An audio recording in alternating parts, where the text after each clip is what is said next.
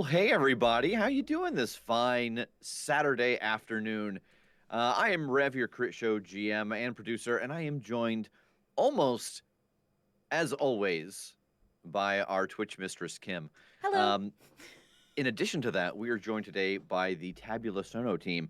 We have Jim, Phil, and Raychel, and they're going to tell us a little bit about what Tabula Sono is. I'm looking at it. I'm very excited. Yeah.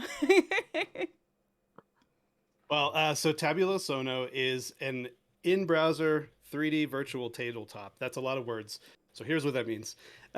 We used to play games all the time in person, right? And then the pandemic hit. So we had to start going online. So we worked with a bunch of different tools, trying a whole bunch of different things.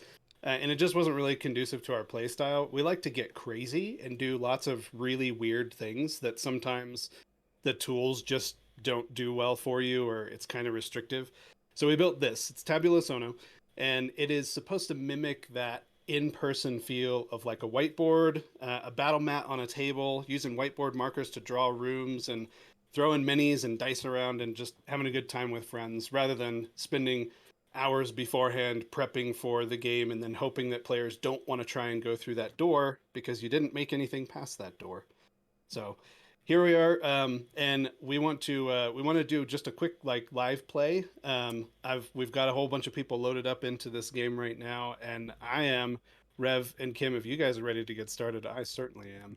Absolutely. Let's do it. All right. So you are seeing now the screen, and this is actually one of our players' screens. So they're seeing this top-down view over here, and we've got these minis inside a room. Each of those minis is assigned to a person. So let's actually, Mr. Blue Mini, that would be Rev. Why don't you give a quick wiggle and tell us what your character name is? Yes, my name is Wigglesfoot, and I am a halfling trickster. All right, next up we've got the Green Dwarf. So Green Dwarf, why don't you give us a wiggle and tell us your character name? My character's name is Jerry, and he is a hill dwarf fighter. Because why wouldn't his name be Jerry? It just seems like a good dwarf name. Is that like the Jerry Gary type thing? Can I call you by the wrong name repeatedly? Yeah. Jerry, Thanks. Gary, Larry. Yeah, Appreciate Parks that. and Rec reference. Yeah. All right, and towards the back of the room, we've got a sultry-looking elf back there. So Ray, why don't you give us a wiggle and tell us what your character name is? Hey, this is Scuppers, and she is a druid learning to become a druid. So she's reckless Scuppers. with her staff. Love it. And last but not least, over in the purple corner, we've got Kim, and Kim's character blank. I'm playing Shadow Scale, the Dragonborn Ranger. Shadow Scale. This is a very good, diverse group of names and naming methods, so I'm totally digging it. All right, so just to set the scene real quick, you guys are going to start off in a tavern. Why start off in a tavern? Because it's D&D, and every single quest in a D&D should start in a tavern. If you disagree with me, that's fine. We can fight afterwards. And then, Rev, you are actually standing in the middle of a table.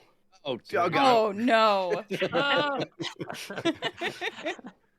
So Wiggles Squarefoot didn't last long. A table just kind of fell down from the heavens and squished him where he stood.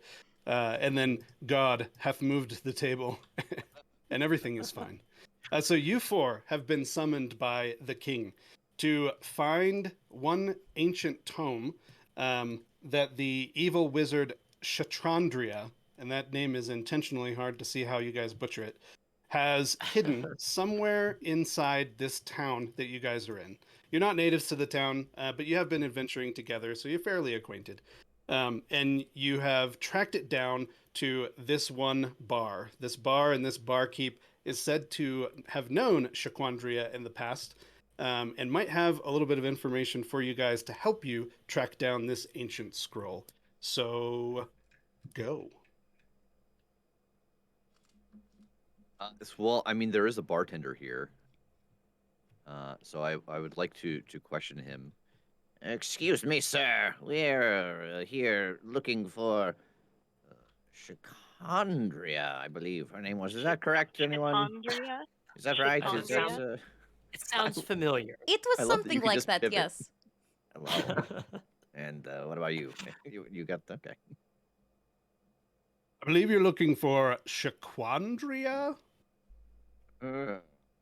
Yes. Possible. Yeah, you guys are aware it- that she's like an evil person, and you probably don't want to like associate with her. So, yeah. Oh, Um, we're not looking to be friends with her. We're just trying to get the book that she has. Yes. Okay, good. Because I was going to definitely tell you to make better life choices, choose better friends, stay in school, etc. But if you just want to steal something from her, I'm your guy. What you looking for? Info, weapons, potions, mead. I have mead. I'll just get you guys some mead. It's not just the mead. We need some deets, man. We need the deets. What do you know about Shaquandria? By the way, the name of the tavern is obviously Meads and Deets. So Mm. you're in the right Oh. place. It's a good Excellent. place for info. Fantastic. It is. That's where I get all my deets. Like for instance, your famous spaghetti sauce recipe. We'll talk about that later. Mhm. Uh, yeah, so just generic info then, nothing specific. That's fine. So yeah, Shaquandria, she lives here in this town, has been for the last like I don't know 6 or 7 weeks. She likes to come in and come out. There's this stuff. She just brings these boxes and boxes and boxes in. She stores them in a warehouse to the east of here. I have no idea how she fits so many boxes in that warehouse, but maybe that would be a good place to start. Or if you want to, you could do anything else your mind can devise because the tool that you're using will allow it. Sir, okay, can you please tell us how to get to this warehouse? Yes. You can go out the door. The door would be over at the side. And then head east, and it's just the next building over. There's a huge padlock on the door, though. I don't have any magic or anything like that to break it, but you can maybe take one of these rocks that I have. That might work. You want a rock? I will never say no to a free rock. Okay, so we got like, you guys still want the mead? Mead, rocks, anything else? I mean, I'm Oh, not I already turning down finished. free mead. I'm done with my mead. Oh. In this, I would like to pick the pocket of this bartender real quick. Nice. Make I a don't- sleight of hand check. Okay. I'm not sure. I don't think he's noticed me sneak around behind the bar. Definitely not. Oh, no. Super Um, sneaky. 17. Nice. Okay, in his pocket, you find 3 silver pieces and a hastily crumpled up missive, like a note. Ooh, okay. And then I'm gonna run back around to the bar and throw him one of the silver pieces.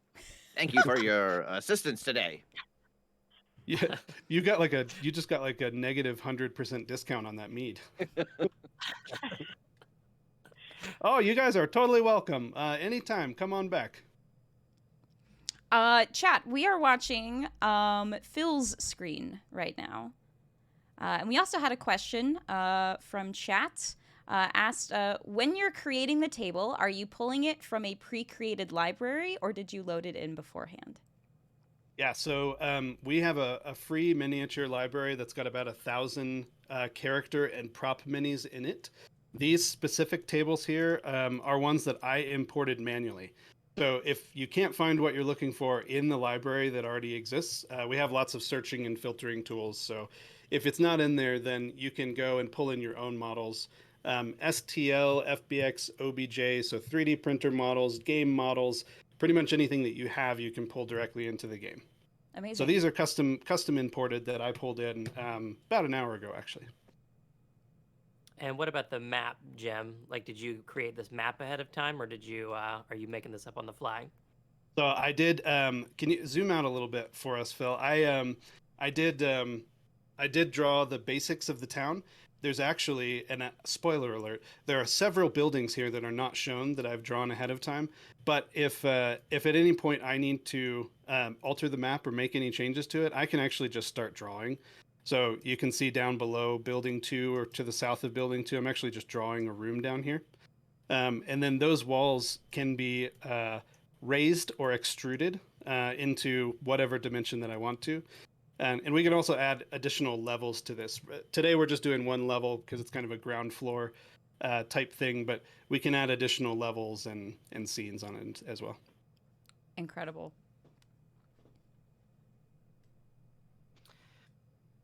Well, everyone, should we be on our way for our quest? Yes, I suppose Yes, we I've should. finished my mead, and I think we should try to bust into this warehouse. Yes, thank you Indeed. for the rock. Oh, you bet. Anytime. Well, I mean, not anytime. Eventually I'll run out of rocks. Okay. Thank you for the Does current anyone rocks that you remember- have. Does anyone remember where the warehouse was? No. Turn and look back at the bartender. It's Bartender. to the east. To the east. And then in your mind's eye, you see a pathway coming from the tavern leading to the door to the east.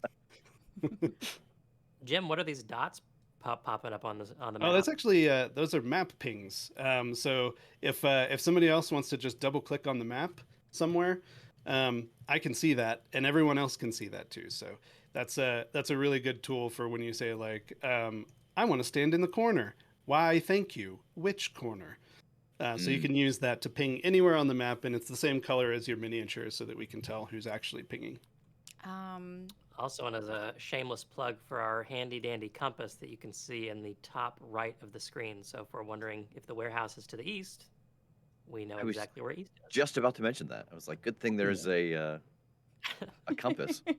That's That was true. that was added in our very first prototype. We got done with our game, and we were like, "Yikes! Let's add a compass." And there's been some mention of this in the chat, but let's make sure to say this in person. A lot of questions about the price for Tabula Sono. Yeah. So the price for Tabula Sono is nothing. Free, nada, zero, zip, zilch, etc. Null, I guess, is one too. But the idea behind Tabula Sono is we want to get people playing the game. So as many people as possible coming in. The entirety of the platform is free.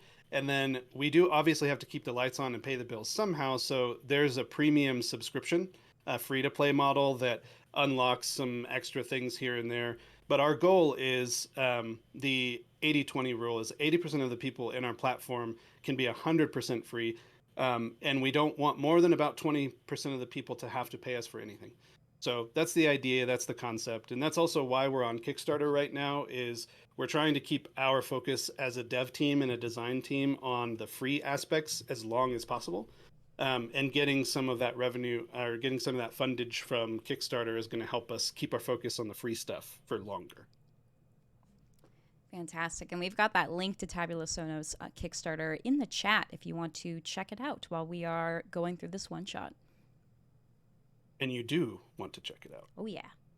That's my mind control, so hopefully that worked. You might have to roll it. Yeah, you yeah, gotta that's roll true. for We could do that. Oh, look, a nat 20. Oh, perfect. All right. Okay, so here we are, the warehouse over here. There's a very large door that's sitting there on the edge. I can wiggle the door for you too. Oh. It is a large wooden door with metal straps on it, and there's a huge, comically oversized padlock in the middle, almost begging to be broken. Ooh, perfect opportunity to throw my rock. Oh, wait. 1 sec. What? Can any of you read? Usually, Oh. yes. I found this note on the ground, and I hold out the crumpled note. This is if Who it's would- written who in would like to common, read it? I think I got it. Okay. I'll take a stab. All right. Look in our chat, our private chat, Phil, and I will send you what it says. All right. Secrets. You found Kim's one weakness.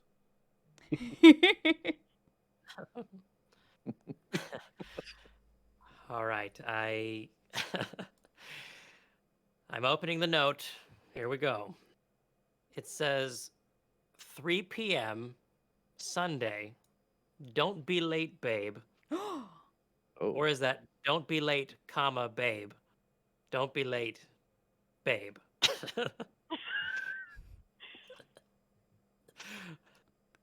Written in a What very is it? cursive, very flowing cursive type style handwriting. Oh. 3 p.m. Sunday. Don't be late, babe. What day is it today? Today is Sunday. What time is it? Oh. What time? What's the position of the sun? It's around 2 p.m. What a- Hey guys, what if the bartender had a date with this sorcerer, whoever she was, Say the and name. he didn't want to go, so he is sending us to intercept. Oh. Oh. Now, I'm a little worried about what's going to happen on the other side of this door later. Well, Mm. let's just go ahead and get rid of this lock like really quick. And I'd like to despite having a bow and arrow, I'm very committed to this rock idea. So I do want to throw a rock at this padlock. Nice. Smash it. All right, make a ranged attack check. You That's- can use 3 for your modifier. Oh, it doesn't matter because I rolled a natural 1. Okay, that's perfect then. All right. You might need to go back and get another rock after this because you hurl the rock towards it and it hits that lock dead on. Sparks fly and the rock disintegrates into 1,000 pieces. My favorite rock. That's not how rocks work. What did you do to it? I don't know. All right. That's not how locks work. Stand aside. I want to take my my axe and try to give it a good smash. Right? Make an attack check with the axe. Just so you know that the AC is like 2, so you should be okay. All right, 16. Yes, that hits. All right, do a damage check. Is that a 15? No. Nope. D6. Sorry, wrong die. Well, there it is. 1d6. 1d6 plus 4 for you. 15. Three. The DM just goes, no. No. We've all been there. Too many dice. I don't know.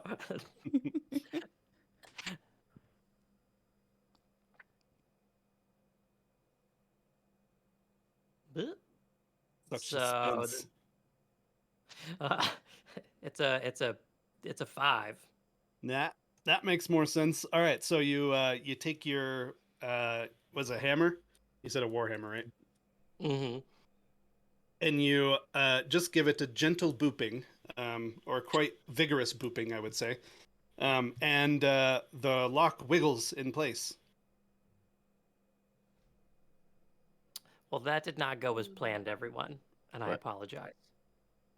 Miss Druid over there, would you like to make an Arcana check, please? That'll be 15. All right, cool. You did notice that the sparks that came out of it both times when it was hit were the wrong color. They were green sparks. Normally, the sparks that come off of that would be like yellowish or reddish. So this is definitely magical something around this padlock.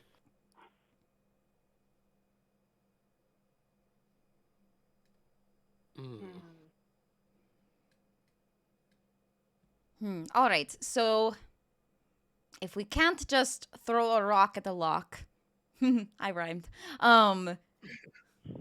Then maybe there is another way inside of this. I don't know if any of you know a way to bypass a magical lock, perhaps with a magical key.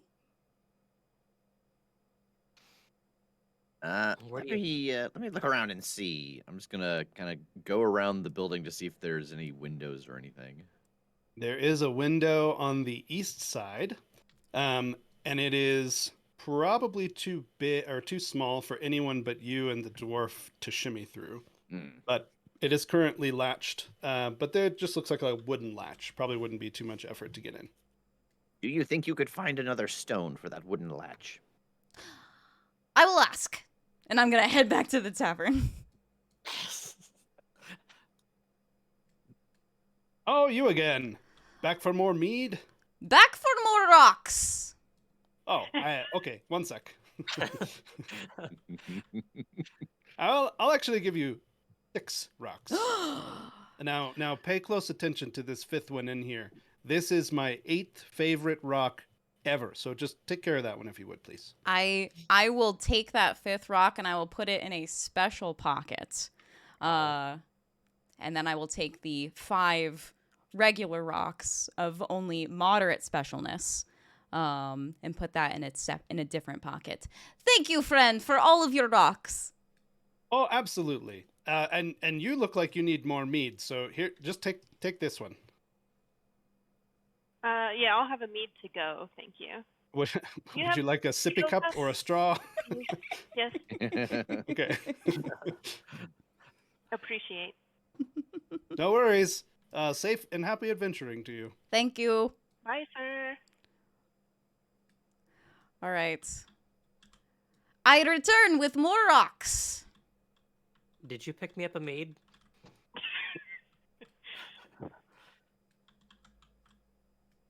I guess you can have mine. Thank you. Wow. What a selfless act. Okay. I'm gonna throw a rock at this window. Do you want to break All the right. latch on the window, or do you just Yeah, want to there's a smash wooden latch. Okay, fine. If we want to be like a little more inconspicuous about it, I'll throw a rock at the latch. Listen, we don't know what's going to be happening in there at 3 o'clock. People may not want to be rolling around on broken glass. That's all I'm saying. Listen, I've got an idea of what's going on at 3 o'clock, and I definitely want to get inside of this building before that happens. Yeah, I will throw a rock at the latch. All right. Make a ranged attack check. Absolutely. So that is a 14. 14 teen. 14. Cool. That'll hit. Make a damage check. Sure. What die will that be with? You can use a D6. These are special rocks. Sure. 6. Nice. All right. Cool. The latch shatters into not 1,000 pieces, but 3. Not in half, not in twain, but in thrain. Anyways, Yeah. Here we go. So the latch is broken. So you should be able to open the window at this point. Ha! Done. All right, who's going in? Well, Why don't you both go in if you can fit, and then come try to open the door for us? Yes, Oh, good yes. idea. someone throw me. All Oh. right, hop on. Off me. Oh, yes, perfect. I'll just get on your shoulders. We'll put on this trench coat. No one will know. We'll be like I will- goblins in a trench coat. Which, by the way, our free 3D miniature library does include goblins in a trench coat. So Oh, good. I'll, We've prepared for all contingencies. Yes. yeah, maybe I'll switch one of them out. You guys can have a boss fight with those later. Yeah, so I will climb up on his shoulders and try to get in the window and then try to pull him in from my perch. All right, make an acrobatics check for all that. Okay. We'll see how you do. 16. All right. So you're able to shimmy up and get through there. So just pop on over to the other side of the wall there, and then you go back and you hand Jerry your hand, and Jerry takes your hand and you're able to wiggle him up. He's quite heavy, but eventually you get him through. Harry, it's all that armor. You're so heavily armored. So the room that you guys are in is very, very empty for a warehouse. There's just a couple of barrels in one corner. There's a few boxes in the other one. And that's about it. But something on the box on the southwest side of the room catches your eyes. Your eyes are very keen to shinies, as it were. And there happens to be one over there. I have to say, every time stuff fills the room by falling from the sky, it makes me so excited. Yes, when it goes away, it just fades out of existence. But Oh, then God. when it comes down, that is when the ploppage occurs. Run, and the Jerry, it's plopping- ghost barrels. they're just plunk, plunk, plunk. Smash it with a hammer. Feeling a little left out, so I gently knock on the door. You guys hear Yeah, a please. gentle knockage from the outside. Yeah. I walk to the door. I say, "Who is it?" It's your friends, Scuppers. Let Hey, us in. Scuppers. Well, we're inside. We've We were got just more getting ready rocks. to investigate some crates before we were interrupted. Cough, Yeah, cough. there's something Oh. shiny in here. We thought we'd take a moment to maybe split it, or I'm not sure yet. We'll be right back. We'll give us a quick 5. Ugh. We'll Are be you back. sure? Are you sure you did not want the support of my staff and our stash of rocks before you go investigate? Oh, Y- that's a Mm. good. I've seen shiny things that were deadly before. Mm. All right, meet me at the window. Come to the window. Can you not just open the door? Well, I guess I could have tried that, but I'm why gonna, do that when you can just hand me the yeah. stuff at the window? Yeah, I'm gonna try to open the door on this side to see if the magical lock opens from the inside. So there is nothing on the inside that would indicate a lock or anything. There's not even a latch. It looks like it's bolted from the outside. Oh, it's locked from your side. Are you Um, kidding me? I think this is a puzzle trap. But make a goldfish memory check if you would, please. Oh yeah, 13. Okay, check the crate right behind you. Oh, what's this? Just check out that shiny. Wait a moment. I think this might be a goldfish. I mean, a key. Oh, it is a key. Look Oh. at that. All right, so we have a key. We have a locked door, but we cannot get through the locked door. All right, back to the window. All right, let me set this key down. No, right. pick up the key. Oh, all right. Take it to the window. Uh-huh. Hand You it take to it. us through the window. Oh, okay. As my father told me, to the window, then to the wall. Yeah, so I will throw the key out the window. It clatters on the ground behind you guys. Oh, damn it. All right, I will go pick it up. All right, Shadow Scale. Can you try to use the key on the door over here? Yes. I will go to the door and try to open it with this new key. Success! Ha! Look at So us. you guys see this room for the first time. Pretty barren and empty for a warehouse, yeah? Mhm. Okay, so can I ask, how did you, like, what did you do when you opened that door? Did you delete a wall? How does this work exactly? Yeah, so I actually took the wall and I just lowered it down so that it was at a lower level than everything else. So I use that to signify there's a door there. Oh, okay. And there's a connection point, and then I just will go in and go out. In our next release, the beta release, we can also rotate things. So we'd actually be able to take this door and rotate it to the side to signify that a door is opening and closing from there too. So that'll be pretty Oh, sweet. cool. Nice.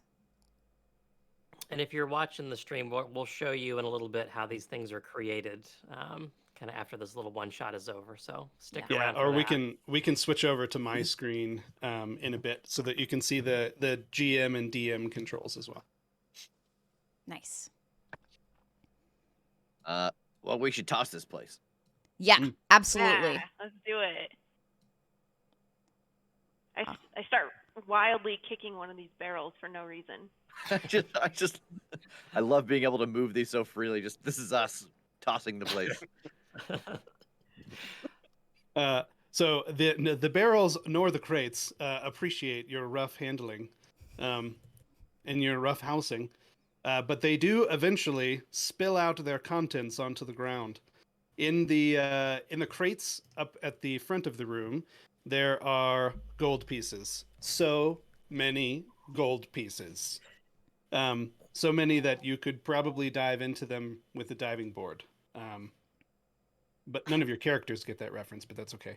Right. They don't know who The Sparky barrels Duck over is. in the corner, those spill forth some type of goldeny liquid, very frothy. And yes, All Oh. right, I have a technical question here.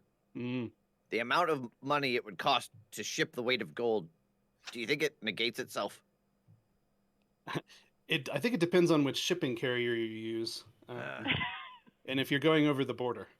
Is this me? Which Did we just one? rob the bartender I think that we did, yes. again? I mean, for the first time.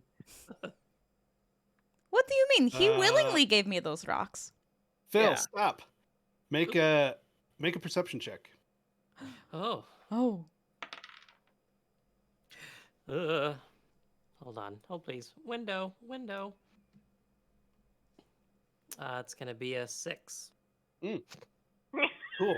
Carry on then. Yeah. No. Nothing to see here. I'm just walking around. Woo. Can I go ahead and just scoop some of this gold and fill my pockets, just in case? You grab 26 gold pieces. Love it, Oh, guys. yeah. Yep. If, next yeah, if round's we're on taking me. pocket gold just in case, then Yeah, we might as well. yeah. Pocket gold and pocket mead. Oh. All right, so everyone can fill up as much as you want. There's definitely not a shopkeeper in this one shot, so have at it. Hundreds of golds for each. Yes. Perfect. Excellent. Why not? Okay. Perfect. Each of you grab 126 gold pieces, Ooh. Nice. Nice. and there's still plenty more, so you can always come back. Oh, good. Wait, so All right. he sent us to this warehouse. Yes. Is this like insurance fraud or what's going on? I thought- Guppers, go ahead and make your perception check. 17. Alrighty, cool. As you were walking across from where you used to be, over here, just behind you, you were walking forward, and the ground underneath you moved a little bit awkwardly.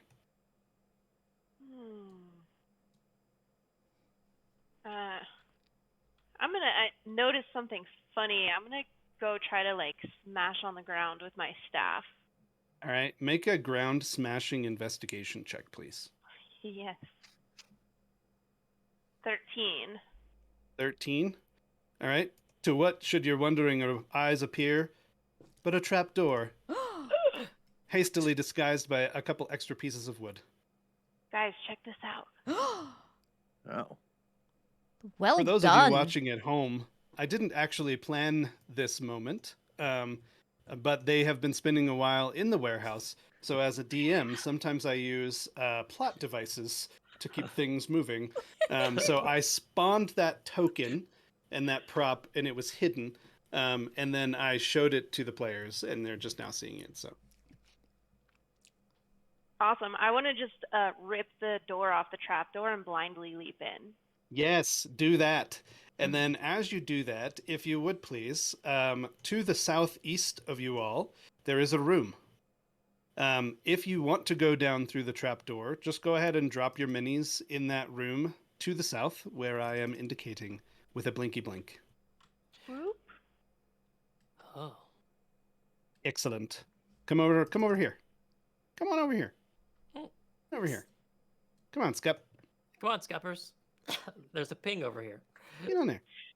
I'm having a technical difficulty. There we go. There you go. Here we go. Excellent. All right, cool. So you pop down in this room, and before you can get your bearings, I'm going to go ahead and ask you to roll for initiative. And while you're doing that, I'll tell you what's going on and what you see. So the very first thing that catches your eye when you come in is a massive stone structure. And that stone structure has chains that are holding up a glowing crystal that's floating there. And then underneath that is a pool of some golden-looking frothy liquid. Surrounding the whatever that thing is, I almost said what it is, are 3 kobolds. They seem a little bit stunned because there's these like adventurers that just keep plopping through the roof and plopping down into their secret lair and whatnot. So let's say, why don't everybody also make a dexterity check?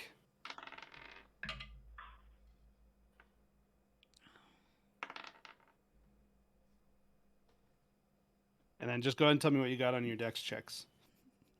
I've got 13. 2. 13 as well. Oh no. 17. All right, so those of you that got 12 or above, which would be everyone but Kim, you guys can participate in the surprise round. These kobolds are a little taken back, but yeah, Kim, you had a little bit of trouble when you were entering the room, and you might have ended up just falling on your ass. That So tracks because guess what I rolled for my initiative roll? tell me, A 1. noise. I have to. These dice need to be immediately jailed. So Shadow Scale Rock Keeper has a 1. What what everybody else get on initiative? 15. Yeah, I also had a 15. All right, which one of yous wants to go first? I'll let the dwarf go first. All right. Always Jerry. send the dwarf in first. All right, Rev, what you got? 12. 12. All right, cool. Well, then it will be Jerry's turn. So, Jerry, why don't you tell us what you're going to do? All right, Jerry's going to lock eyes with this guy right over here. And then he's going to take one giant swing at his head. Actually, I guess I'm going to move first. That would make more sense. Yes. Yes. I'm going to approach this guy. I'm going to raise my axe above my head, and I'm going to take a clean sweep right at his neck. Nice. Give me an attack roll. All right, that is a... Keep closing my window. That is a 14. All right, 14 hits. Make your attack roll. All right, it's going to be a 4. All right, cool. He takes some damage for sure. I'm guessing that's bludgeoning damage, yes? Mm-hmm. Cool. All right, anything else you want to do on your turn? Like yell at him? No, I'm good. I'm just all violence. Yeah. All right. Just violence, no words. Got it. No thoughts, only Scep. violence. Yeah. And remember, kids, violence is not always the answer. I changed that phrase just a little bit. So I'm gonna go ahead and use wild shape and turn into a black bear. And also, Jim, not to put you on the spot, I don't know if this will work, but can you see if we've got a bear in the library that you're on? Yep. That would All be right, awesome. so keep going. Tell us what you're going to do, and I will find that guy. I'm gonna kind of approach the same guy that my comrade is at, and once I'm a bear, I'd like to. Let's see. I found one. Amazing. So I'll go ahead and claws. Well, this guy. just for sanity's sake, you're going to be an adolescent brown bear. Oh, it's cute. That's cool. Claw swipe attack. Make an attack roll. 20. Ooh, nat 20 Got a or nat. with your modifier? Nat 20. I'm not even exaggerating. We all believe you 100%. All right. So go ahead and make your attack roll. And because it was a crit roll, you can double the roll that you get before you add your modifier. All right. Yeah, this will be like the old, like, back on your haunches and then 1, 2, left paw, right paw swipe, I'm guessing. Yeah, I'll take a big swipe to the right, and then I'm gonna try to get him like right in the belly to the left. And unfortunately, even with all of my success and bonuses, I roll for 8 damage. All right. 8 slash and dice bear claw damage. Nice. All right. So now it is definitely Rev's turn. So Wiggles Squarefoot, you're up. Yeah. So seeing the bear I become envious, and I want to use my ring of random polymorph to just become a random animal, and then DM's whatever. choice. Yeah, and then whatever I become, I will charge at the nearest kobold. Hmm. What's Let's it gonna see. be? What's it gonna be? I I'm got so one that I'm excited. specifically looking for. Oh, good. I'll see if I can find it. All right. So everyone here, just so you know, we are playing with some pretty loose 5th edition rules. So I'm classifying the following thing as an animal. Let me find that real quick. Suspense.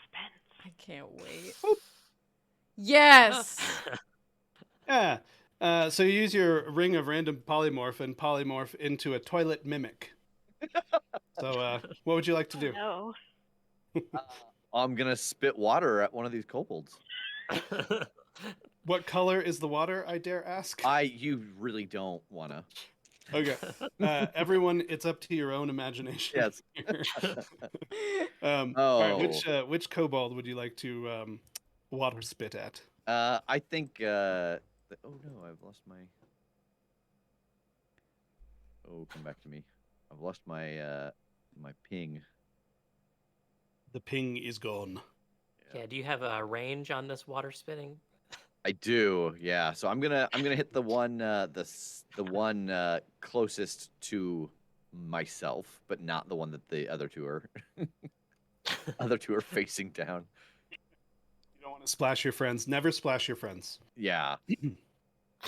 I'm hoping that I don't get it inside of this beer altar, but what are you gonna do? Beer altar. I mean, hey, if you roll a nat 20, it's going in this guy's mouth. So do your thing. Give me that. A 14. 14 hits. Yeah. What kind of damage comes from as the chat says, the colon spray? Oh God. Oh yuck. let's do ice damage. It's melted ice, but still ice nonetheless. Yeah, that's fair. A D6. Yeah, that'll work. Okay.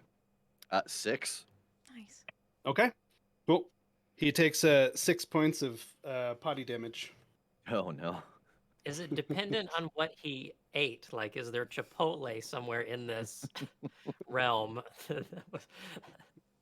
This episode is not sponsored by Chipotle. All right. Anything else you would like to do as a toilet mimic? I mean, yeah, I think I want to. I just want to flap my lid up and down at him.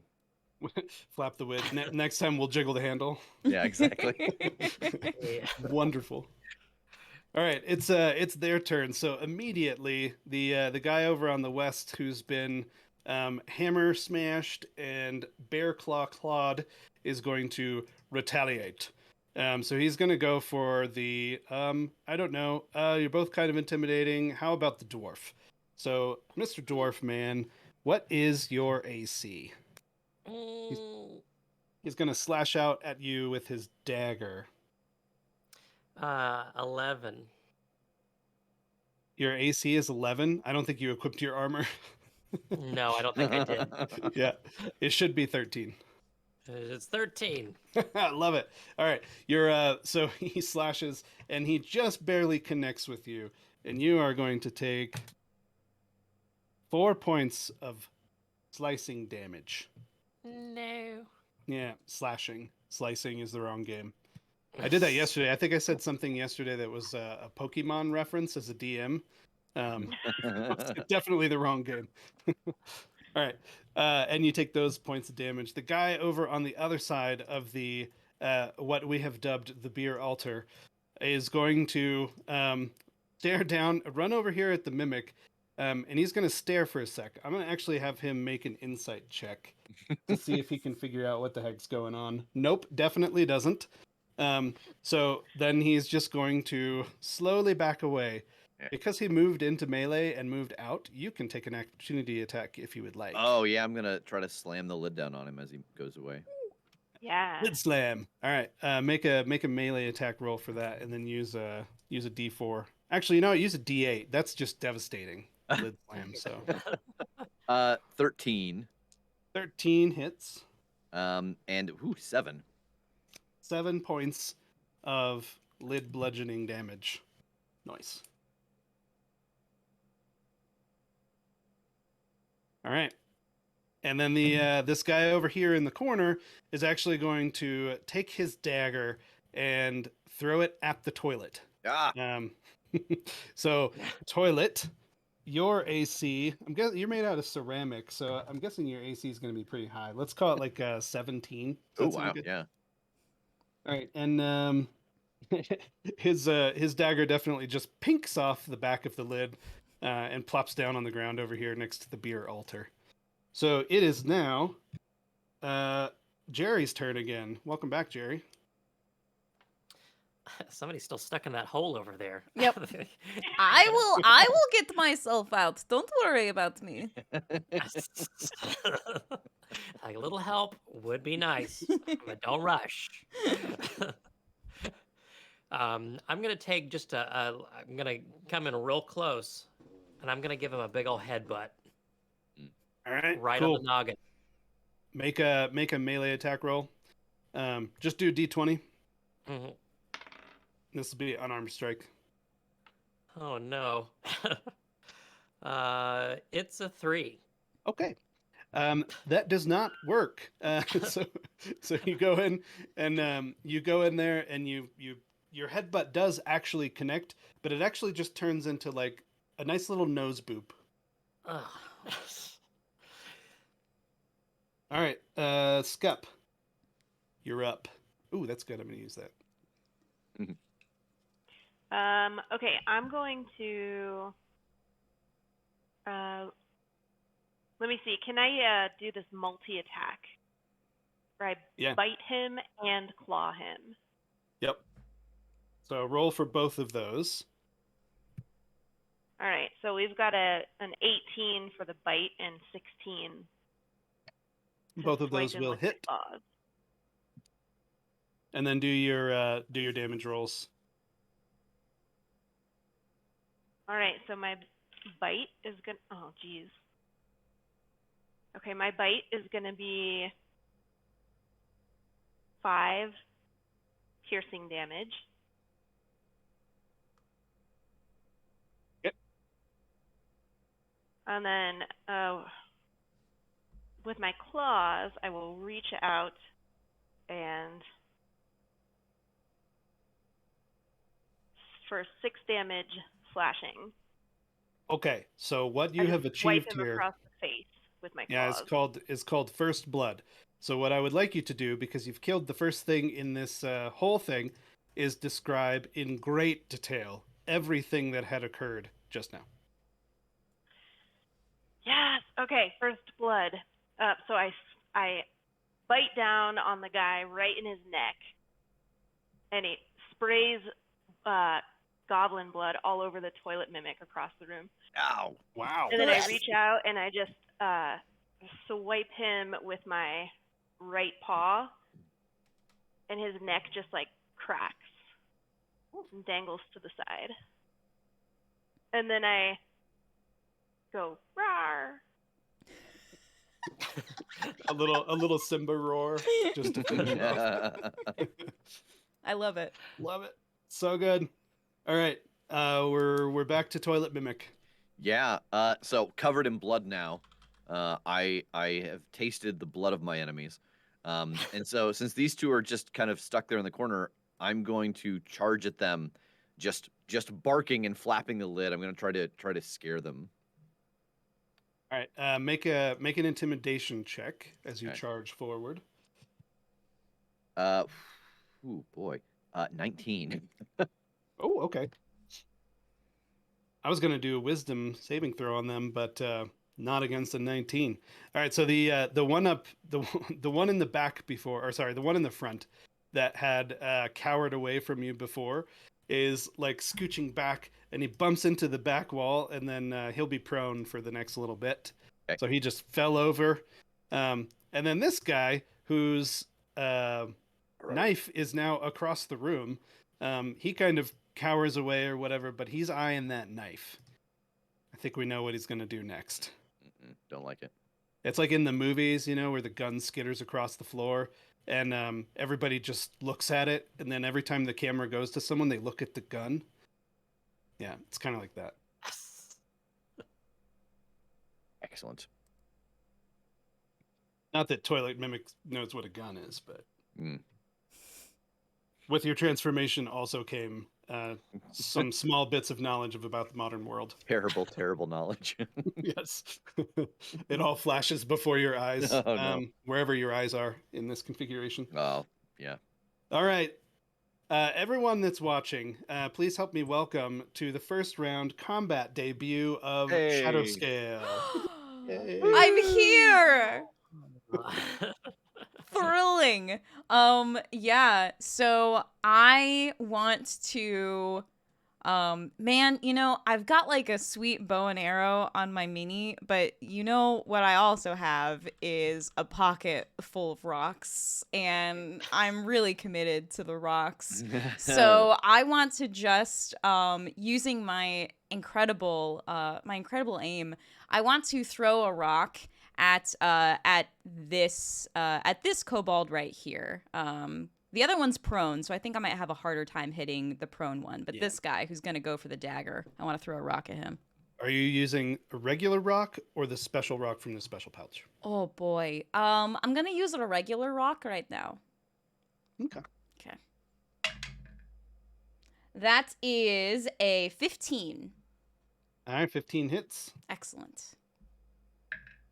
That's 5 on the dice. 5. All right. Oh, guess what? What? Oh, he did. Did it. So your rock takes him square in the jaw, and he kind of bounces back against the wall and then slumps down. Mucho's dead.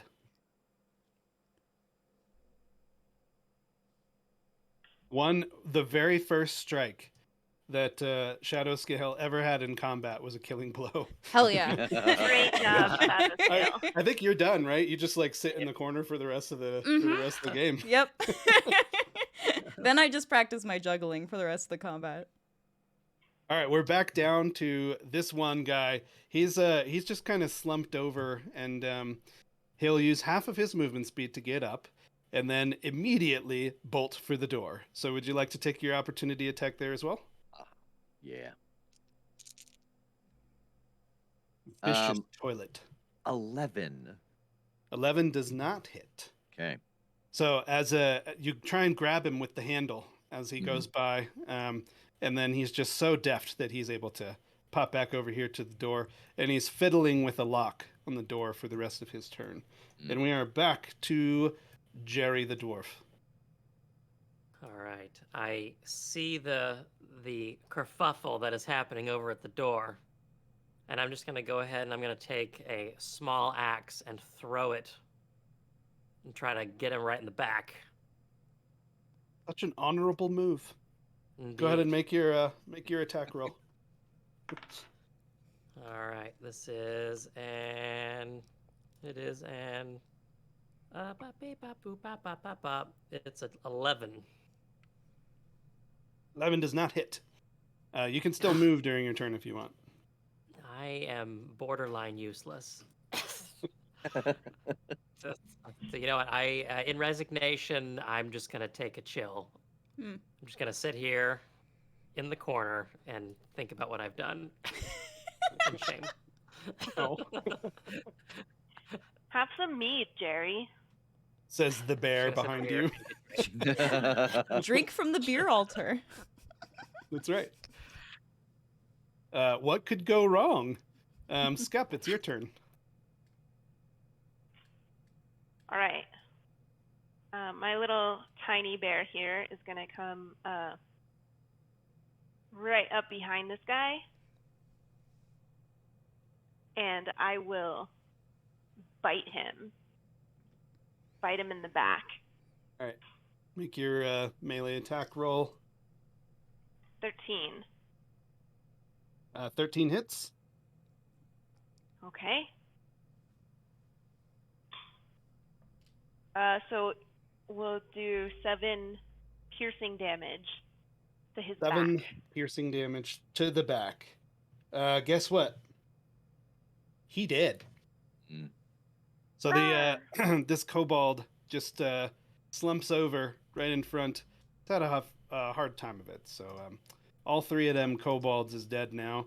So we'll come out of combat. Rev, how long does your polymorph last? I don't know how to turn it off. Oh, I'll turn it off for you. You just tell me when. No, I mean, Wiggles doesn't know how to turn it Oh, off. that's wonderful. Sometimes I just wake up and I'm back to normal. Okay, cool. Are you sure on- that the toilet mimic isn't your true form? And I don't Wiggles know. is Yeah, and I've had that nightmare. I don't know if I just used the ring to turn myself back to normal, Mm-hmm. and I sometimes it keeps me awake at night. Is it possible that you're a wear toilet and you don't know? That's what I was going to ask. It's possible Hmm. because I change when I see a full moon, but Whoa. Yeah. Hey, I get it. It's funny because you said moon, and moon is like a butt. yes. So, okay, yeah, I got it. It's like, actually, I've got to kind of go. Oh, God. you can just hold still. No! How long does my wild shape last? It depends on. Let me check real quick. We will use the old reference materials.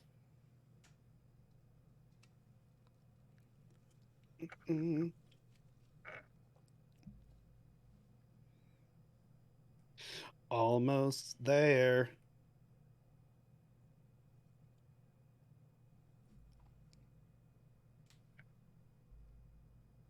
You're good. You can use it until you want to get rid of it, or until you do a short or long rest. Okay. So while I'm still a bear, I want to go ahead and just like leap into the beer altar and see if anything happens. Okay. And then if anybody else is watching and is like, that's not the rule, you're right. The rule is you can keep it a number of hours equal to your druid level, half of it rounded down. But this is a one shot and they're not going to get that long. They're not going to survive that long. Wait, So. what? Oh. Aha. All right. So as you're rolling around in the beer altar, and the everything in there is pretty sticky. So you're rolling around, and the that crystal that's just above you, as you start to soak up more and more of this liquid inside your fur, it starts to dim, and starts to kind of waver up there. Keep drinking or absorbing. I'm gonna try to So- fill up my bowl. You guys, are we Nice. sure that this was beer? That's a very good question. Scuppers, does it taste like beer? I give it a tiny, delighted roar in response. Okay. Listen, I will never say no to free beer, and I've found free beer in stranger places than this. So yeah, I'll drink some. Let's all take our positions around the beer altar. Anyone else? Anyone else want to partake? Just Yeah. like college. I'm gonna I'm gonna hold off. I'm gonna wait and see what happens. All right. There's still some beer left in that altar, guys. The crystal is getting really dim, and Oh, it's almost down to the level of the bowl. Jerry, you gotta drink your share. Can I use my bear claws and kind of slosh some into the toilet and then try to flush the toilet mimic, see if we can get some Absolutely. more room? Yeah, make a bear claw toilet mimic flush check, please. Awesome. 13. 13. That'll do it. So the last little bit sloshes out into the toilet, and you reach over with your claw and you flush it. Rev, this is very weird for you. Yeah, you know what's terrible is I don't know where it goes when you do that.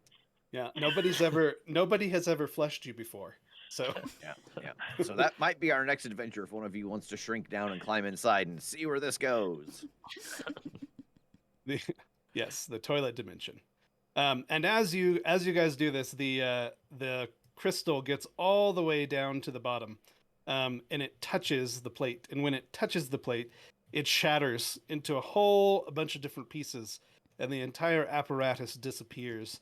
And on the northeast side of the room, a new figure emerges. Ah. And this figure says something to the effect of, "You fools, blah, blah, blah, blah, blah, evil, dastardly plan, blah, blah, blah, blah, blah, going to rule the world, blah, blah, blah." And it goes on for like 15 or so minutes. Oh, no. And then once the diatribe is done, and he looks around and he realizes that you guys kind of just like not paying attention anymore. He was like, "Weird, that used to work all the time. But I guess I'll just kill you. More ha ha." And then he throws a lightning bolt straight to where the crystal once was. And everybody that's in radius of that, if you would please, I guess it'd be everybody but Phil, make a dexterity saving throw. Let's see if you can get out of the way. Everybody but wise, cautious Phil. Right? I think there's a Jerry and his, peer sippy pressure cup of commercial. mead. Yeah. There's definitely a peer pressure commercial in here somewhere. So. 14. Okay. I also rolled a 14. All right. 11. 11. All right. So, Scuppers, you did not save, so you are going to be rooted in place by a little crystal that came out of the ground and got you. And then y'all other twos, you guys are fine. So, Scup, when it comes to your turn, we will discuss what your options are. But everybody go ahead and roll initiative. I'm going to see, we're getting towards the end of our one shot, so I'm going to try real hard to kill you guys. Okay. All right. 12. What we got? 12 for Jerry. Mm-hmm. I rolled a 10. All right. 3. Ooh. Scup. 7. All right. Rolling low. That's good for me. All right. So, Jerry, you're up with a 12. All right. Let's see what I can do here. I am going to let's see. I want to see if I can grab hold of him. I'm going to try to grapple him. All right. Get up within melee and make a strength check. All right. Ooh, 19. 19 against just barely not, my friend. So you run up to him and everybody's like, "Wow, look at that guy go. He's totally going to grapple him." But instead, you grapple him. Oh, no. Oh, no. All right, Kim. How do you Okay. respond? I think it's time for the Shadow special. scale, you're our hope. I think it's time for the special rock, and chat agrees. So Yeah. I'm gonna throw the special rock. All right. The special rock. Just roll a D20 and tell me what you got. Oh, and I will look it up on my little table. Fantastic. So I rolled a 14. All right. If anybody is wondering, I'm looking at the Wild Surge magic effect table. Hell yeah. And 14, this is great.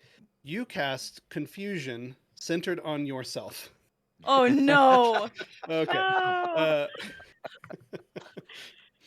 All right. So you need to roll a d10 now. Okay. And we will say how that works. And then A it's 10. a 10-foot radius. So again, everybody but Phil needs to, let's see. You don't have to roll anything. Oh no, actually do a wisdom saving throw, please. Me or Everyone. everybody? Besides Phil. Okay. That tracks. I rolled a 5. Okay. I got a 7. All right. 12. 12. Okay, so you all failed. That's wonderful. And you said, what did you roll when you did D10? I got a 10 on my D10. Okay, so the behavior is nothing happens. The creature can act and move normally. So Oh, good. that was a lot of to do. The rock is still when you threw it, it just kind of plunked down at the ground in front of you, and you get the feeling that it has 5 more charges in it. Whatever that means. Fantastic. Would you like to do anything else on your turn? Can I throw the rock again? You can pick up the rock. Excellent. And if you would like to say something like kind and soothing to it, you can use advantage on your next roll. Oh, I will pick up the rock and say, "Oh, you are so special. We are going to have so much fun together." All right, Gup. All right, my little bear is going to run right up to this guy, and I will claw at his the opening between his leg armors. The chink. Sweep the leg.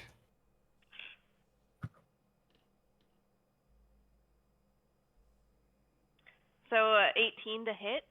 That'll hit. Yeah. Mhm. All right. So we're gonna do 8 slashing damage.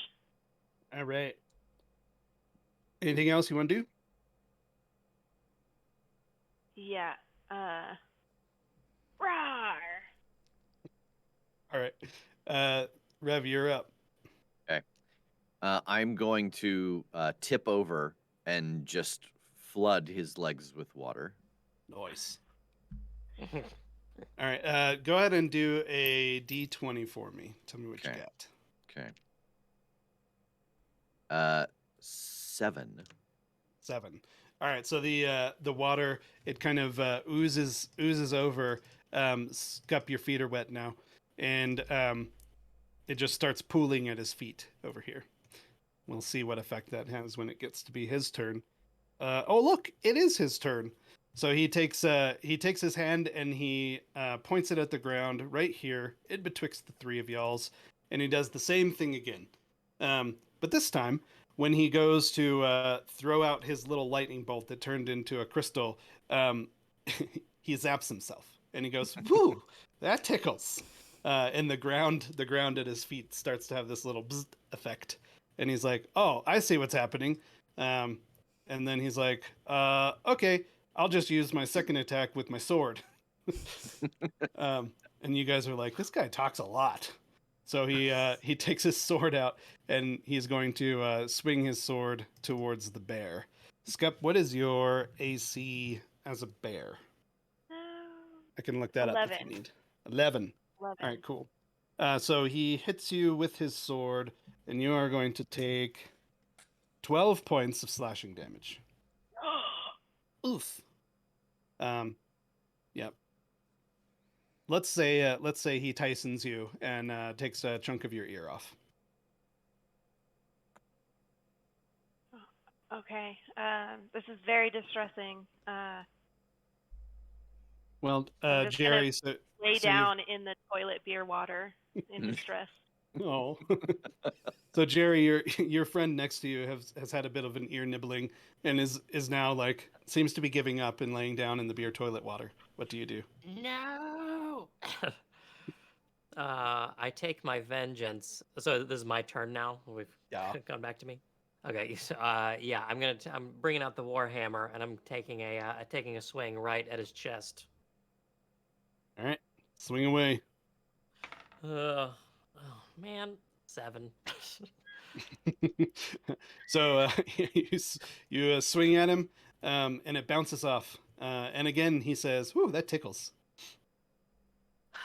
Jerry, come on. Sorry, Him. I'm just not feeling myself. Shadow scale, rock keeper. You're Magic rock. Okay. So I rolled a so this is this is just a roll for the wild magic surge. Yeah, D100. Fantastic. So I rolled a 10. 10.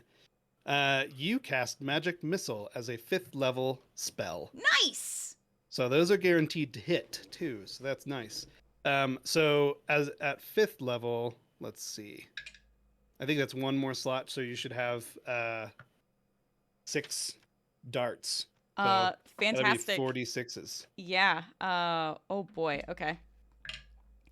4d6s you say. So that's a 4, 3, 1, another 2. So I rolled a total of 10. Not 46s, 64s. 64s. Yeah. 4, 2. I want you to roll higher. That's why. Fantastic. 6 plus another 4, 10, 11,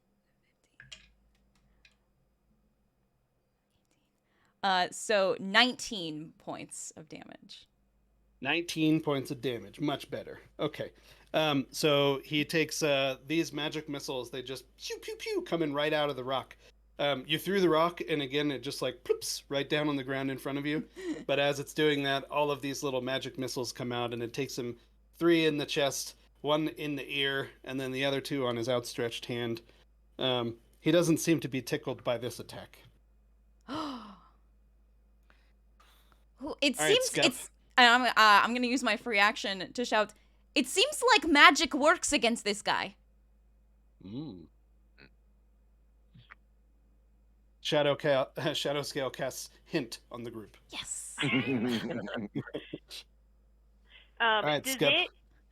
it use up my combat action if I shift back into my regular druid elf shape? Yes, but if you have something particularly inspired that you're planning, I might allow it. Well, I don't know exactly how inspired it is, but just based on Shadowscale's magic rock luck, my plan is to morph back into my druid elf shape and cast a thunderclap in this guy's direction. I think that's good. I think you can do that. All right, let's do it. It doesn't say in the rule book when you shift back if you retain your old clothes, I don't think. But let's assume that you do. Actually, it does say, so we're all good. Okay, so that means ideally I'm also now in like some fresh dry clothes Uh-huh. since I became a bear before rolling around in the toilet water. Indeed. And then I will roll a 13 to try to thunderclap this guy. All right. 13, or hang on, Thunderclap, I think he needs to save for that. Oh, he needs a Constitution save. Okay. What's your spell save DC? 14. And he failed.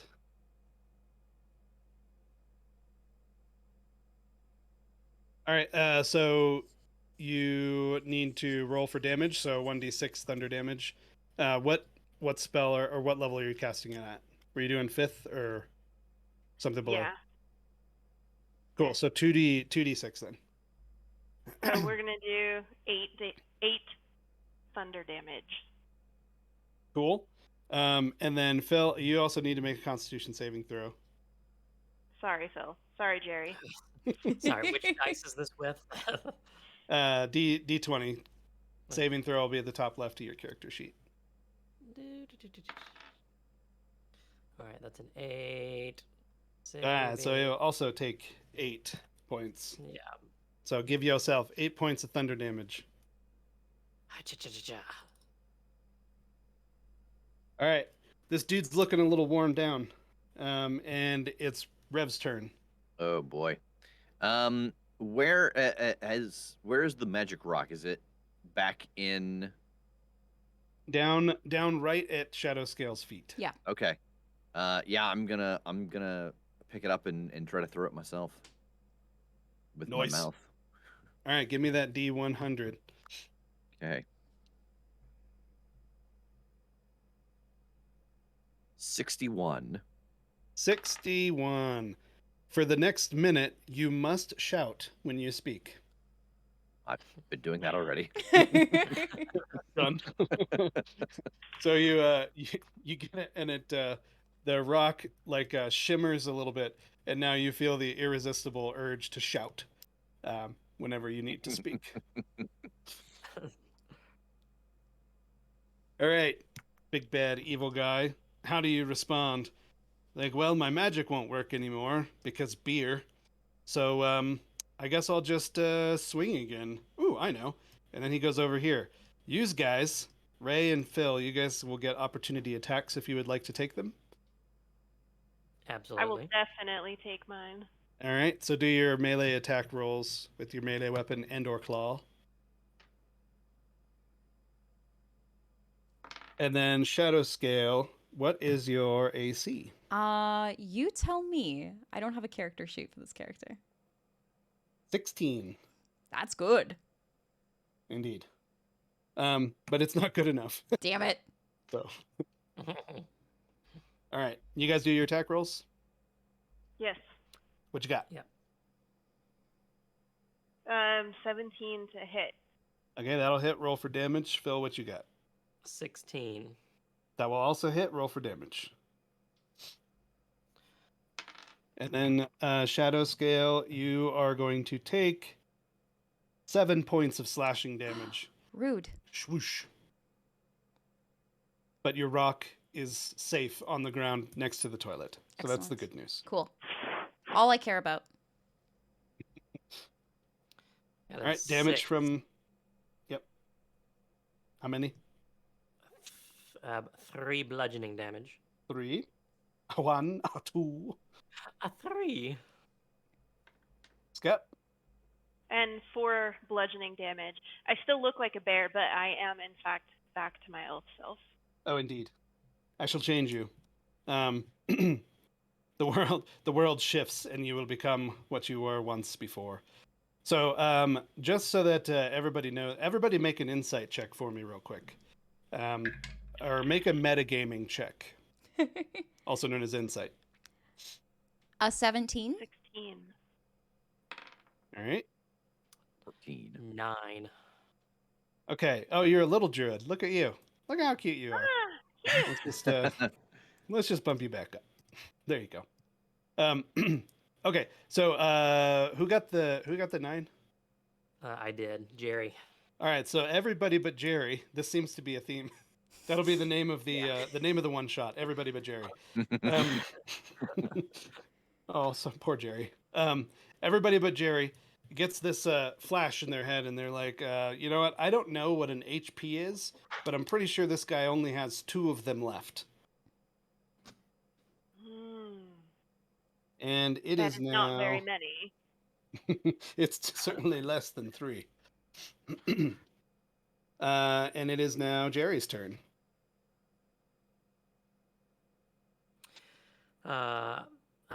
Wasn't there a dagger that was like dropped somewhere over here by a...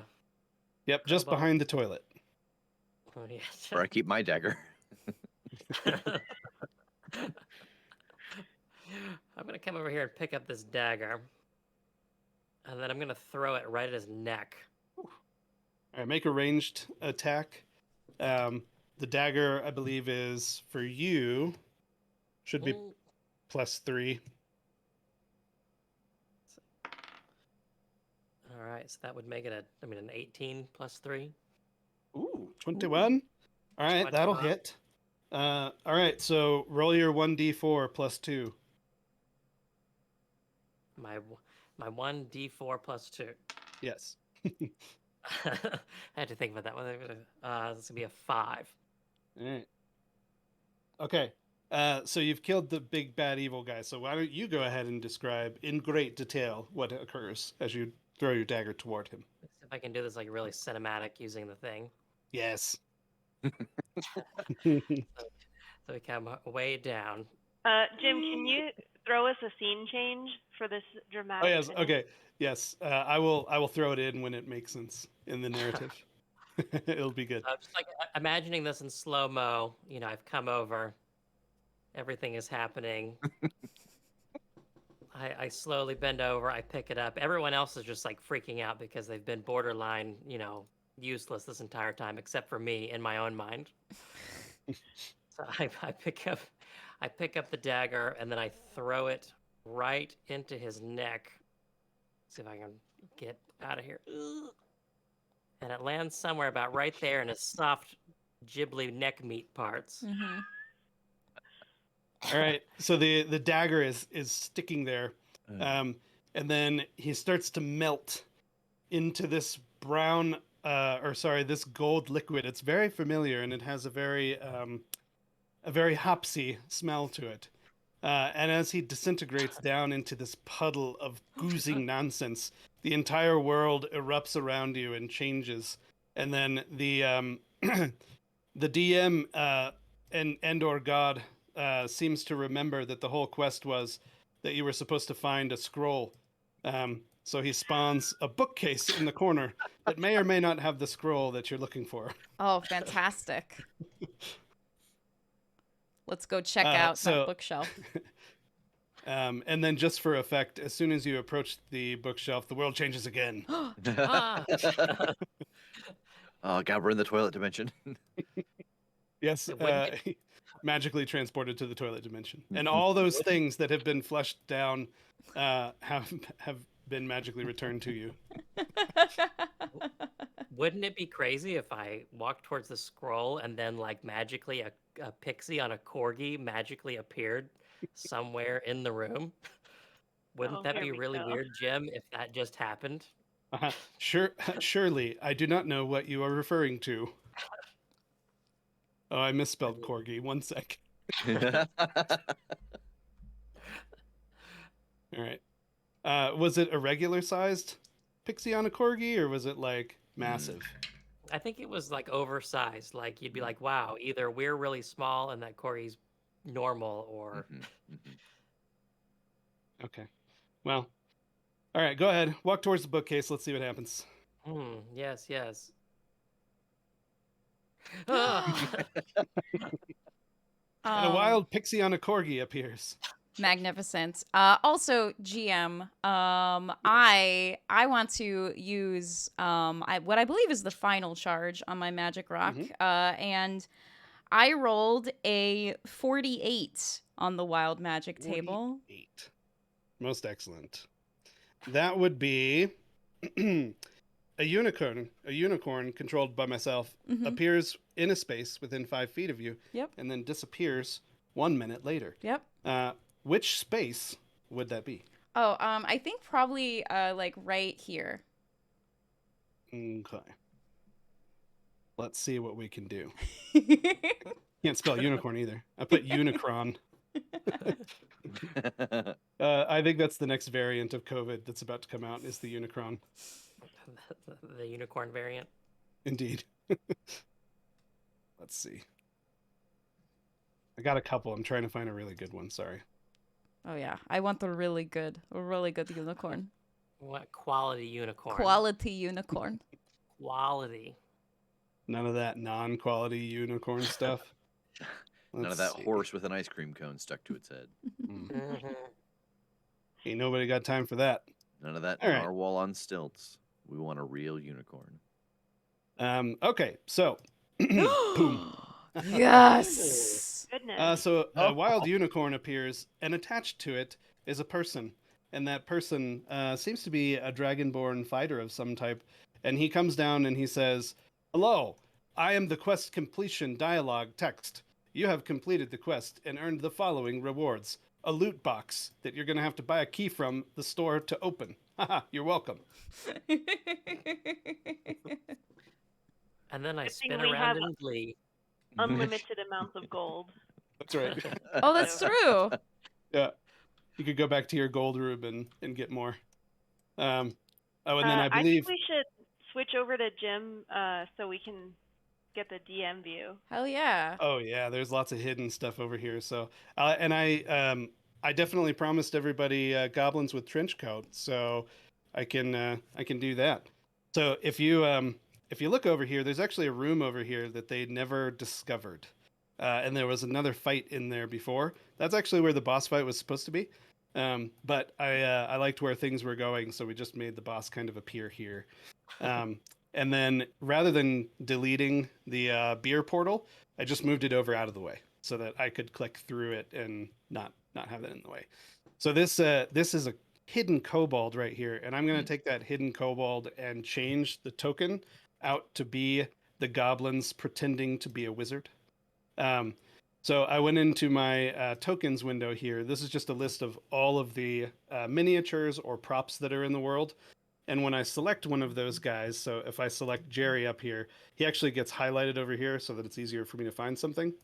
So I'll select that kobold and I'll go find him over here. And then we're going to look for goblins pretending to be a wizard. I think that's what it was called. Or we might have renamed it. So free library. All of these are in the free library. Part of our post Kickstarter thing is going through and renaming a lot of these so that they're easier to find. We're also adding all these tags on there, and they'll each come with their own little thumbnail. So it's going to be pretty easy to find what you're looking for, unlike what I'm doing right now. If you maybe search for pretending or like pretend, Yeah. that might pop Nice. up in there because I know that's like a keyword. There it is. Mm. Go blinds. Go blinds. We will also fix typos. So here we go. So I'll just change him out here, and then he's going to plop from the heavens.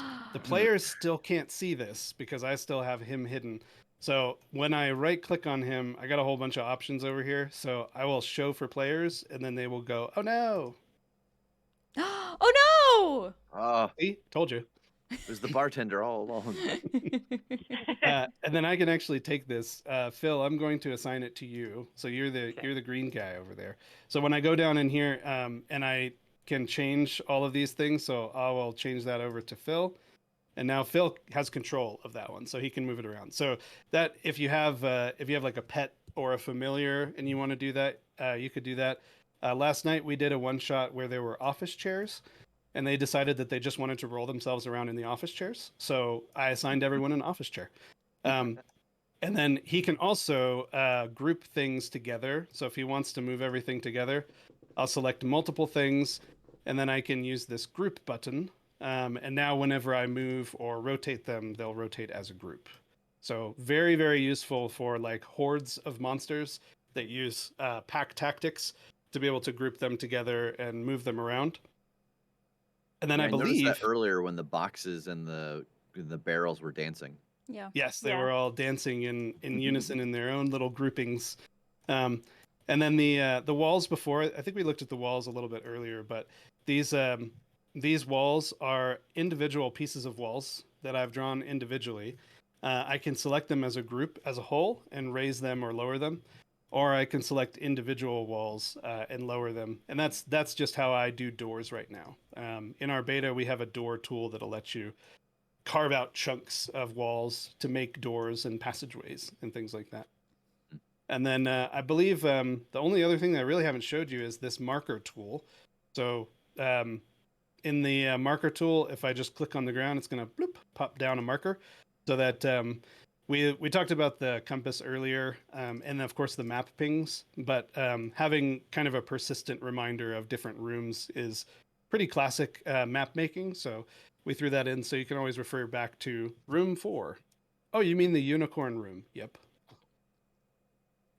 Jim, can you show the customization of the world settings and how you can really change out?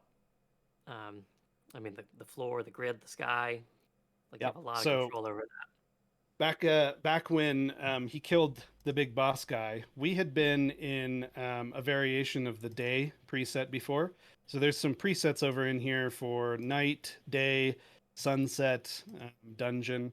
And with any of these, you can go in and change the presets. So the floor right now has this a little bit of a brown hue to that. So if I wanted to make it a little bit more green, I could do that over here, brighten it up a little bit, and then go back and change the grid colors as well so that it's completely different environment in here. And then I'm not going to go too much into this because I have a very strong strength in that I can make anything ugly. So if I go over here and start messing too much, you're just going to have the most ugliest world settings you've ever seen. He does come up with the ugliest color combination. I'm getting pretty close already just with this one. So let me just push it back over. By the way, each of the players, they can pick their own color. So we assigned the players the colors beforehand, so that there were lots of contrast and you could tell the difference between them. But players can pick their own colors when they come in. And in the next beta version, I was having to change the miniatures over here. So I had to change to the toilet and from the toilet. But players will be able to change their own miniatures that are assigned to them. So that means if you go into a 3D miniature maker tool, I won't say the names out loud, but there's a whole bunch of them. You can pull in 2 or 3 different versions of the same mini in different poses. And then if the DM says roll for initiative, the player can change to their getting ready for battle stance. And then if they say, like, I pull out my crossbow, you can change to the miniature where you actually have the crossbow. So it's something that we used to do at the table. I would 3D print like 2 or 3 different versions for every person, and then they could switch them out. So just a quick little hack that you can do and make use of all those 3D printer files that you'll never actually be able to use in person tier. Or like with Raychel when she was like, oh, I want to shift into a bear. Like if you knew all the things she could shift into, she could have those in her library so she could just change between them. That's really cool. And that one was in the free library, so she probably would have like favorited that beforehand so that she could just come back to it and have a list of favorited things that she could wild shape into. Or if beforehand she found something, or the DM wanted to do something that maybe wasn't normal, like a toilet, she could load that in beforehand and save it into her library. So Jim, we have a question in the comments about world settings. So they're asking if there's the custom setup for world settings, or can you make multiple of them? So is it only one world that you're in? Is there multiple worlds? How does that work?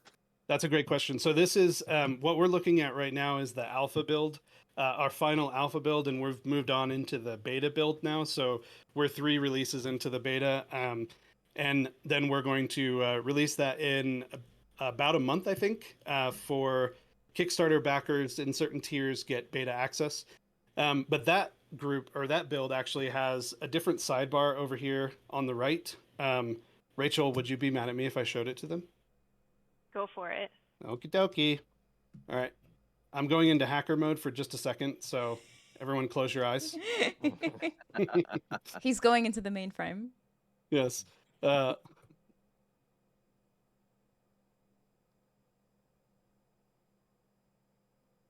right, so here's a mock-up of the sidebar that we're going to have.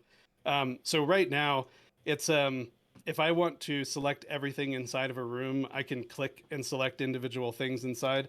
But we're breaking it down into this hierarchy so that you can select multiple things at the same time or change multiple properties at the same time.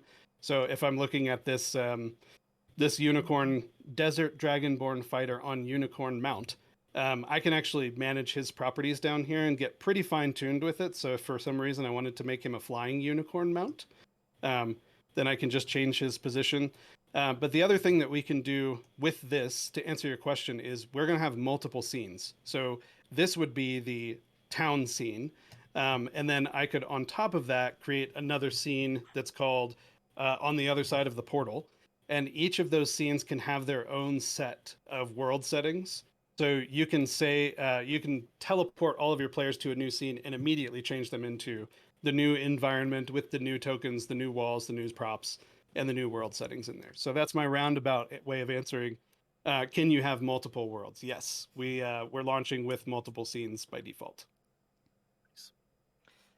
Yeah, and I think we have a few more minutes left. So if you do have a comment about Sono or a question, feel free to throw that in the comments and just let us know. This is a great opportunity to have a quick little Q&A.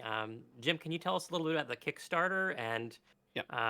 kind of what's going on right now? How's it going? What can people expect from Kickstarter whenever it's funded, and maybe some of the tiers that Yeah, go so we're towards. a we're a free platform. So the idea is, again, we want to get as many people into the game for free as possible, and then we also have some premium features.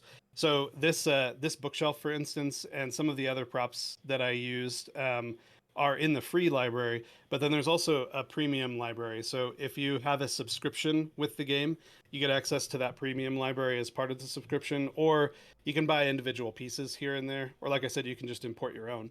But there's also some other limits on things. If you're a free player, you can host or DM one game at a time. A subscription or a purchase in the store unlocks that. So little things like that.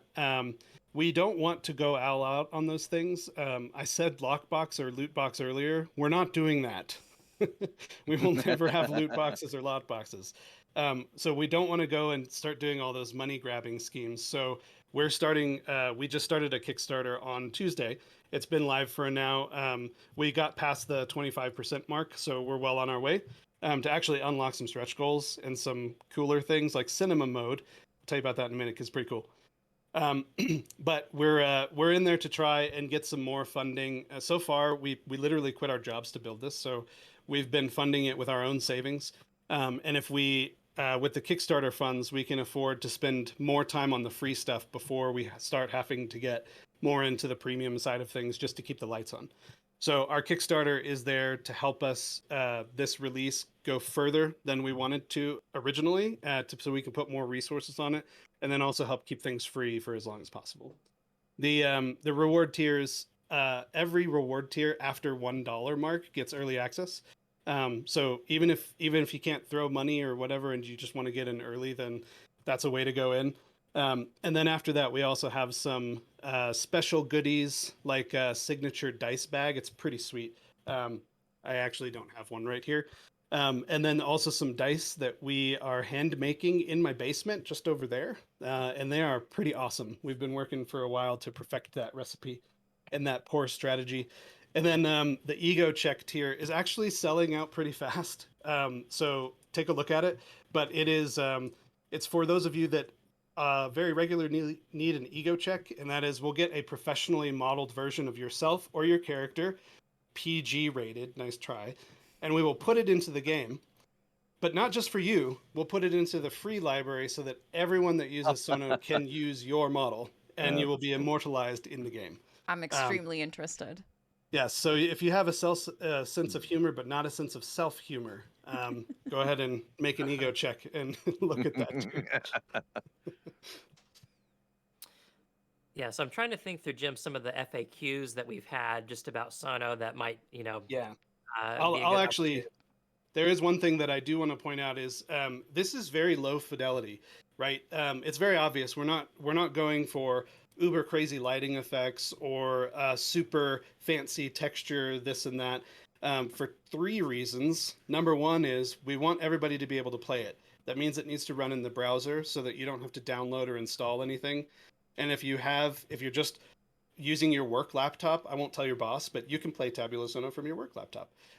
So you don't have to download or install. So we're trying to keep the visual fidelity lower so that we can get it into more people's hands. But that also means that the DM can do things on the fly more easily. If you're in this like super high fidelity, high quality environment where every movement of the light means something and changes what the players are seeing, that's more like producing a movie, which takes a very long time than telling a real-time story that can evolve. So with a lower fidelity system, you can make changes. Like I can make changes like throwing a trapdoor in. Or I can make changes like moving the entire boss fight to a different room based on what the players are doing. In a lot of other tools and systems that are way more visually stunning, those things just aren't possible. So you just kind of have to railroad players back into what it is that you're doing. So I think I saw a question earlier about, will you be able to texture the walls? We will be offering some pretty basic textures so that you can tell that this wall is stone, this wall is wood, this wall is stucco, and that type of thing. Same thing with floors. But we're not going to get into the super photographic precision of here exactly is where this thing is, and here's a light on the wall that gives off light, because that just turns into set dressing. And we're not in the business of set dressing. We're just in the business of visualizing the board, so that we're kind of in between that, like we're watching a movie or we're at a whiteboard. So we're in the middle of that. So a little more visual fidelity than what Theater of the Mind is, obviously, and what a whiteboard would give you. But we're not trying to go up there and compete with some of these other tools that will give you this really awesome cinematic, but still somewhat railroaded experience. Yeah, Rev and Kim, I just don't know if this is your first time seeing this like in action and playing with it and using the controls. What do you guys think of it? Like, is there things that you'd love to see, or like I don't know, what did you think of the experience of playing with it today? I mean, I love the element of just being able to draw in what you need. Like this would because it is so pared down compared to some of the other things that I've tried to play games on before. It really will be beneficial for the types of games that we run online, Monster of the Week, powered by the Apocalypse things, because you don't need all of the entire scene. Sometimes you might just want to lay a fight out. Sometimes you might just want to lay out a certain thing. And so being able to give like quick reference and let people move around a space so they get a sense of it and not having to worry about, all of these maps and the flow and the lighting of everything is really nice. And the fact that everyone can run it inside of the browser is awesome. Yeah, being able to run it in the browser is really cool. And there have been many times, especially when we've done some of our one shots in non-PBTA systems, where I have struggled a little bit with trying to figure out where I am in combat because I am recording from a distance. And when we're doing something like playing 5e, we have to set up this very convoluted system of like someone grabs their phone and is trying to do a video call of the battle map so that I can see it, and it's very it's very awkward and very hard to do. And if we had had a system like this where Rev could have just sent me a link and then I could see it in real time and move around, as opposed to trying to like instruct Rev to move my piece like 4 squares, like this is so useful and so cool. So one of the We've seen a lot of oh, sorry. yeah, one of the features that we're working on, it's a stretch goal. So we'll launch it eventually, but if we hit the stretch goal, we'll launch it when we launch. It's called cinema mode. So sometimes players can get a little overzealous. I don't know if you've ever seen that, where they're just like wiggling around and moving their minis around, and occasionally the DM just wants to say like, okay, stop. So that everyone needs to roll initiative, for example.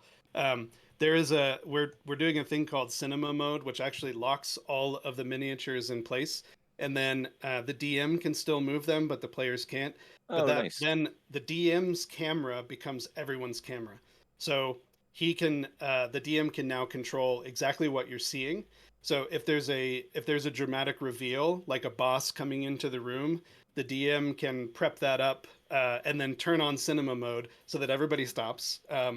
And then you can push the play button on your swoopy around zoom in moment. And then the camera will swoop around, zoom in, and then the Kool-Aid guy crashes through the wall or whatever your world says. But that's a pretty cool thing. And that does allow, it's okay for players to move their miniatures around. Sometimes DMs are like, no, I don't want that, because what if they do something that they shouldn't? It's okay, just move them back. That's the answer. So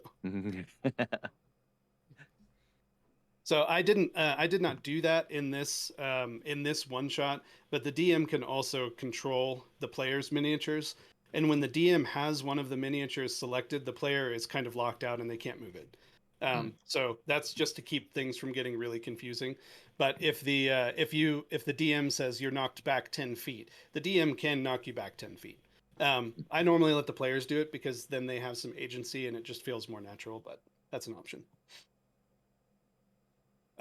Phil was controlling the camera during the game when we were watching, and that's a trick that we use quite a bit. If we have when we're doing live streams, we'll assign the camera to a player, not to the DM always, because the player is generally going to be a little bit more cinematic, and they're going to be looking and getting down and dirty in there. As a DM, I spend most of my time up in the more boring, almost two-dimensional tactical view of things. So we just have whoever is producing the stream, if they're also playing or if they're not playing, they just jump in and then they handle the camera. So if Phil wasn't playing, I might have gotten with him on Discord and said, okay, Phil, zoom in on room 4 in the southwest corner because it's about to go down. And then Phil would do that. And then everybody watching on the live stream would be like, oh, something's about to happen. And then it would plop down for the players and scare the crap out of everybody. So you can have some nice cinematic moments and have more produced and curated things like that in streams. If any of you out there are streamers. Nice. A question from chat. Can minis lock to the grid?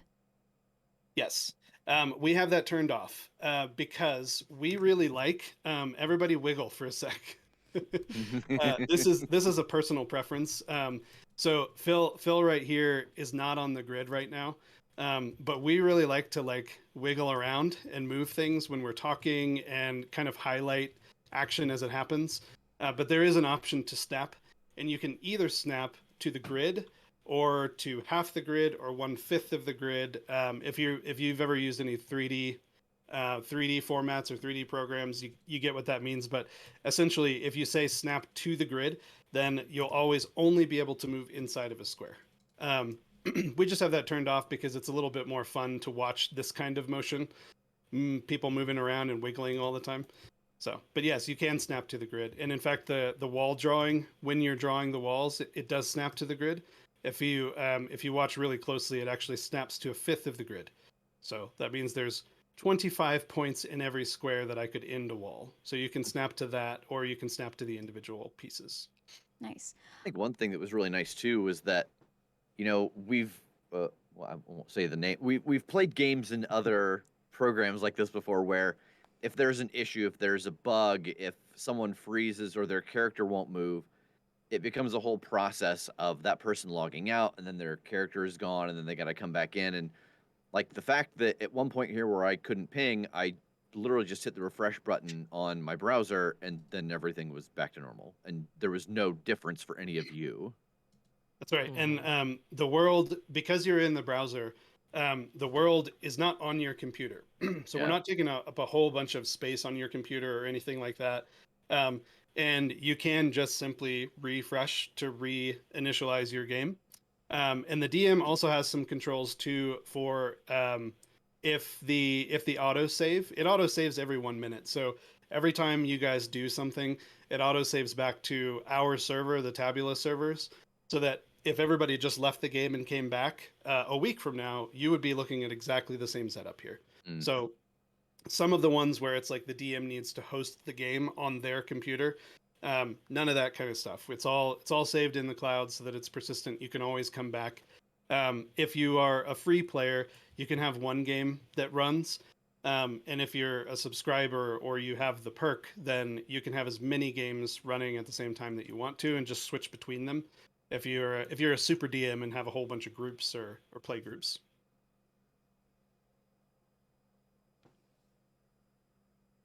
I think one other thing just to mention too, we were sort of, as Jim said, very loosely playing 5e tonight, but there's actually no rule set in the platform itself. So any RPG that uses a grid, and I think we're talking about doing a hex grid as well, you can play it on this. It really is just a 3D battle map. So you can play any game, any format on it. There's no restrictions on that. So Yep, and we also D&D get is probably the most common, but yeah, definitely the most common, and also Powered by the Apocalypse works really well. Monsters of the Week, Pathfinder, Starfinder, all those they all work really well in the gridded system. If you don't want a grid, here's a little trick: you can just make the grid color the same as the floor color, and it goes away. Um, we get some other questions about rule specific things like, can I pull in my character sheets? The answer on that is, of course, star star asterisk asterisk. What we never want to do is we never want to do something that will lock us down to one system or just 2 or 3 systems. This needs to be a tool that people can come in with their own system that they've created from scratch and be able to use it and not locked down because they don't follow a certain rule set or have certain restrictions. So we don't want to get in bed with any one sort of system, and that's a hard stance that we're going to take on that one. But we also have a dev kit, which is kind of like a modding tool that community developers can use to make their own plugins for Tabula Sono. So we have people ask about dice rollers and dice logs and things like that all the time. We're going to put a rudimentary dice roller in for launch. But other people are like, well, what about a D120? I'm like, I don't even know what that is. But if you want to write a mod for it or a plugin for it, go for it. So if people want to, the community comes in and starts making these. We've already, in our alpha, we had a guy that made just a dungeon generator where you literally click the button and it goes blah, blah, blah, blah, blah, blah, and pops down a bunch of rooms and it gives a bunch of minis. He's also working on an encounter builder that's specific to 5e where you can give it a challenge rating and then it'll make an encounter for you and actually fill up a room with the mobs that you want to fight, so that people are already making really cool tools with it. So while we as a company, Tabula Gaming, won't start catering to a specific system, there will be plugins that come out that people release that can do that for you. Awesome. A great question from chat. Using the free version of Tabula Sono, can you be a player in multiple games? Yes. Yeah, players, you can join unlimited games for free as a player. It's just the DM restriction that restricts you down to 1 game. Cool. Yeah, I was also going to say, if you're in Twitch and you have a lot of burning questions, things that we might not be able to get to all of them this evening, feel free to follow any of our social channels on Instagram or Facebook or TikTok. You can look for us at Tabula Sono, and feel free to just ask us any questions that you have. If we're not kind of answering that today, or if something occurs to you later, feel free to reach out to us over social media. Or go to our website at tabulasono.com and shoot us a message. We'd be happy to communicate with you. So I believe Tabula Our Sono. Discord is open. Yep, I was just about to post the link to the Tabula Sono Discord. That link is in chat if anyone would like to join their Discord. We also have a excuse me. I've been talking a lot, but just like the bad guy. We also have a beginner's corner in that Discord. So if you're just like, I want to get started in 5e or Monster of the Week or whatever, just pop in there, introduce yourself. We set up games all the time between different people, especially beginners, that have very beginner-centric DMs and GMs that will walk you through the aspects of the game while you're playing it, rather than you having to go read an entire book beforehand. So if you're not sure and you haven't ever played, you've just watched before and you want to try and get into it, that might be a good resource for you. Amazing. So how much longer does your Kickstarter campaign run? March 3rd is our last day.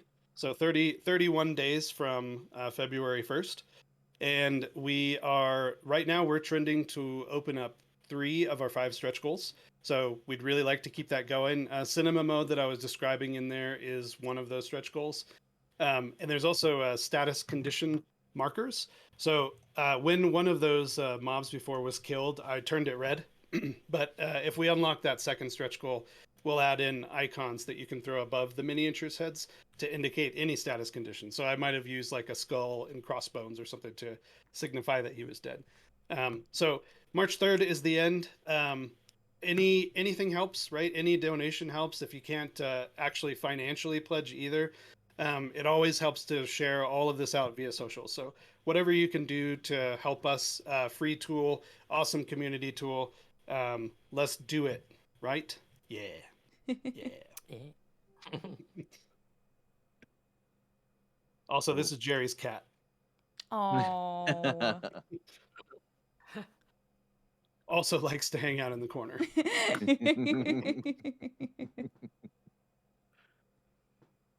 All right. Well, do you want to remind us one last time, Kim, of the link to the Kickstarter? Absolutely. Yeah. So the link to the Kickstarter is in chat. I'm gonna also go ahead and throw up a link to the Twitter account for Tabula Sono.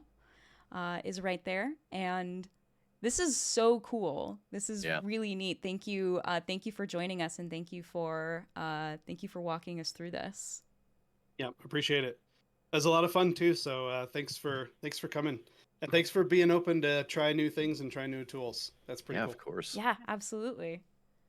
All right, and thank you all of you in chat for joining us for this demo of Tabula Sono. It's really cool, and I can't wait to go back it on Kickstarter and hopefully start using it in my own games. I hope you all have a great rest of your weekend. Thank you so much, Jim, Phil, and Rachel, for joining us, and we will see you all here next time we stream. Have a great night. Thanks, See everybody. you later. Good night, everybody.